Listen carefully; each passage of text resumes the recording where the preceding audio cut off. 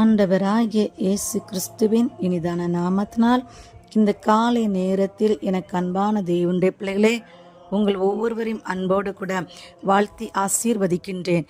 எனக்கு அன்பான தேவனுடைய பிள்ளைகளே, நாம் ஆராதிக்கும் தேவன் சர்வ வல்லமை உள்ளவர். அவர் சாதாரணமானவர் அல்ல. அவர் நம்மளை ஆசீர்வதிக்கிறவர்.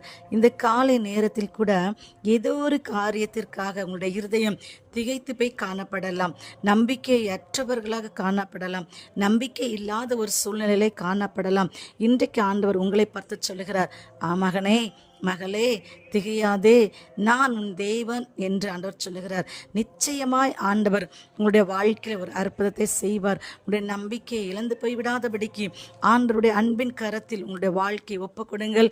நிச்சயமாய் அவர் உங்களை ஆசீர்வதித்து உங்களுடைய தலைகளை உயர்த்துவார்.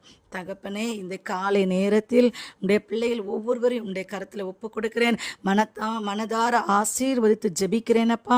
நீர் எவ்வளவு நல்லவர், உடைய அன்பு எவ்வளவு விலையேற பெற்றது.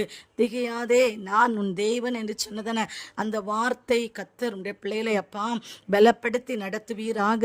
உடைய பிள்ளைகளை நீ நடத்தப்படுற தயவுக்காக உமக்கு ஸ்தோத்திரம் செலுத்துகிறோம். உடைய பிள்ளைகளுடைய சகல தேவைகளை நீ சந்திக்க போகிற தயவுக்காக அப்பா உமக்கு நன்றி செலுத்துகிறோம். உடைய பிள்ளைகள் எடுக்கிறதான முயற்சிகளை அப்பா நீர் ஆசீர்வதிப்பீராக. எந்தெந்த காரியங்களும் உடைய பிள்ளைகளுடைய வாழ்க்கையிலே அப்பா சோர்வுகளை கொண்டு வந்து கொடுக்கிறதோ, அடைக்கப்பட்டு காணப்படுகிற நிலைமையில் இருக்கிறார்களோ, அதை எல்லாவற்றையும் மாற்றி உடைய பிள்ளைகளை நீர் ஆசீர்வதிக்கும்படியாக ஜெபிக்கிறேன் அப்பா. இந்த காலை வேளையிலே உடைய பிள்ளைகள் செய்கிறதான கையிட்டு செய்கிறதான எல்லா பிரயாசங்களையும் நீர் ஆசீர்வதித்து கொடுத்து உடைய பிள்ளைகளோடு உடைய கரம் இருக்கும்படியாக ஜெபிக்கிறேன். தாழ்த்துகிறேன் இயேசுவின் நாமத்தினால் பிதாவே, ஆமென்.